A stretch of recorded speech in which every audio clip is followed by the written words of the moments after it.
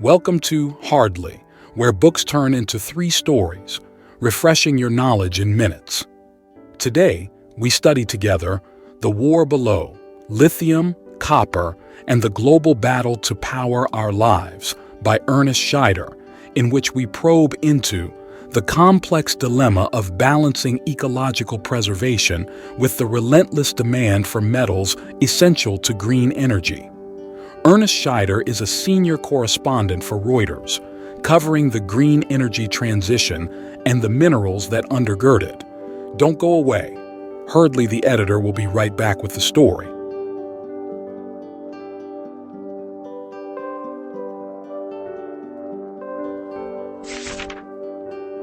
Today, we're diving into 3 stories that illuminate the tension between protecting our environment and the urgent need for metals crucial to green energy. We'll start with the discovery of a rare plant species that posed a moral quandary, move to a contested mining project on sacred indigenous land, and conclude with the geopolitical chess game over global mineral resources. A botanist's lucky find. It all began on a quiet afternoon in 1983 when Jerry Team, a botanist working for the New York Botanical Garden, stumbled upon an extraordinary discovery in the remote Nevada desert. Team had been sent to this nearly forgotten corner of America to collect plant samples. With the sun dipping low, he spotted a patch of light-colored ground that seemed to pulse with a strange energy. Driving closer, Team saw a wildflower he had never seen before, its pale yellow petals almost glowing against the arid landscape. He collected several samples and returned to his lab, where, after extensive study, it was confirmed. He had discovered a new species. Named Team's buckwheat in his honor, this small, unassuming plant would soon become the epicenter of a fierce battle. Beneath its roots lay a massive deposit of lithium, a key component in the lithium-ion batteries that power everything from smartphones to electric vehicles. Suddenly, Team's buckwheat was no longer just a botanical curiosity. It was a symbol, a line in the sand between conservationists and mining interests. As the demand for lithium skyrocketed with the green energy boom, the question arose: should the buckwheat be preserved, or should the land be mined to fuel a global shift away from fossil fuels? This conflict is not just a botanical dilemma, but a reflection of a broader, urgent debate. One lithium executive, reflecting on the delicate balance, said, "We must ask ourselves what matters more, the plant or the planet." This story lays the groundwork for our next tale, which takes us to Arizona, where the stakes of mining versus preservation are even higher. The Battle of Oak Flat.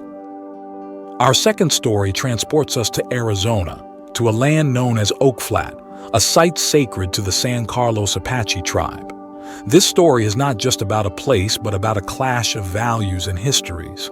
For centuries, Oak Flat has been a sacred space where the Apache people perform religious ceremonies and gather medicinal plants. The land is more than just geography to them. It's a spiritual refuge, a living link to their ancestors. In the late 1990s, mining giants Rio Tinto and BHP discovered one of the largest untapped copper deposits beneath Oak Flat. They saw an opportunity to tap into a resource that would be crucial for everything from building electric vehicles to modern infrastructure. However, to access this copper, they would need to destroy the sacred land of the Apache, creating an enormous open-pit mine. The Apache people, supported by environmentalists and human rights groups, fiercely opposed the plan. They argued that the spiritual significance of Oak Flat far outweighed the economic benefits of the copper. "If this mine goes forward, our culture and religion are lost forever," said Wentzler Nosey, a leader of the San Carlos Apache. This conflict over Oak Flat captures the essence of the dilemma. How do we weigh cultural and spiritual values against the material needs of a society transitioning to green energy? The resolution of this conflict remains uncertain. The story of Oak Flat is a poignant reminder of the sacrifices often demanded in the name of progress.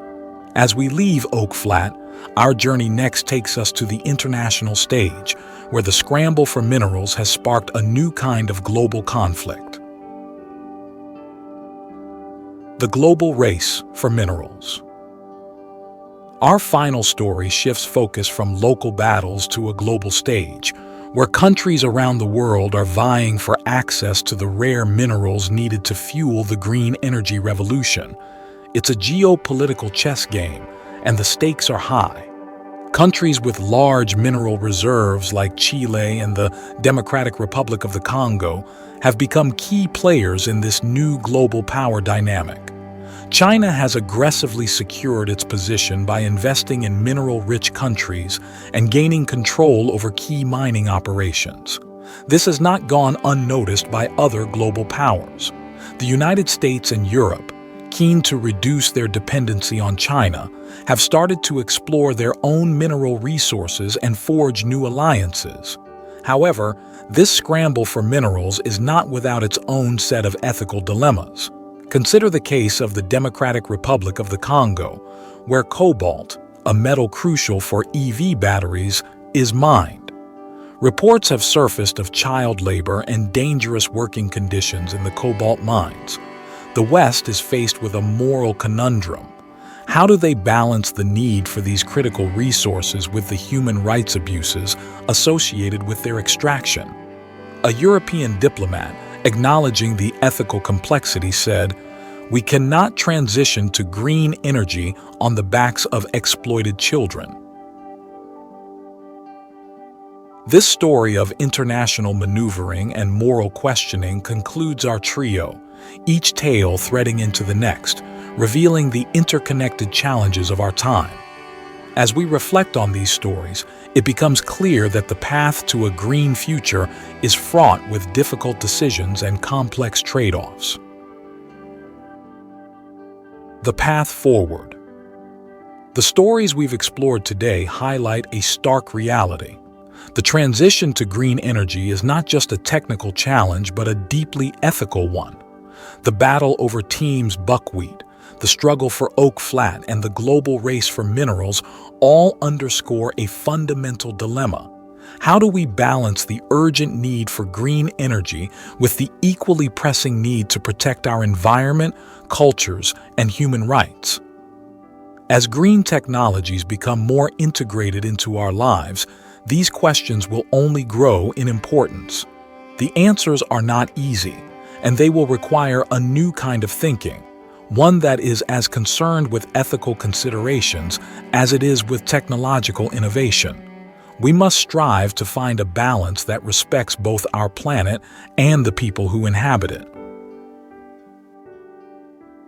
As the editor of Hardly, by studying these stories, we can better understand the complexities of our world and shape a future that is not only greener, but also fairer and more just.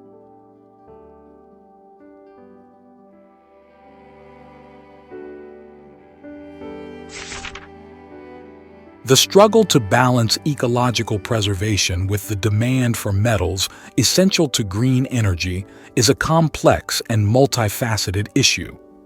Each story we've explored has underscored this central dilemma, highlighting the difficult choices we face in our pursuit of a sustainable future. One final story that captures this tension takes us to Scheyder, Serbia, where a massive lithium deposit was discovered. For years, this rural region relied on agriculture and small-scale mining, but the discovery promised to transform it into a critical hub for Europe's green energy supply chain. However, this potential windfall came at a cost. The local community feared that large-scale lithium mining would pollute their rivers, destroy fertile farmland, and erode their traditional way of life. Despite promises of economic growth and job creation from international mining companies, residents organized protests, holding banners that read, "We choose water over lithium." The resistance grew so strong that the Serbian government eventually had to reconsider the mining project, halting its progress and leaving the deposit untapped, for now. This story, like the others, reminds us that the path to a greener future is not straightforward. It requires us to weigh immediate gains against long-term consequences, economic benefits against cultural values, and technological advancements against environmental protection. As we move forward, these are the decisions we must carefully navigate to achieve a balance that honors both our planet and its people.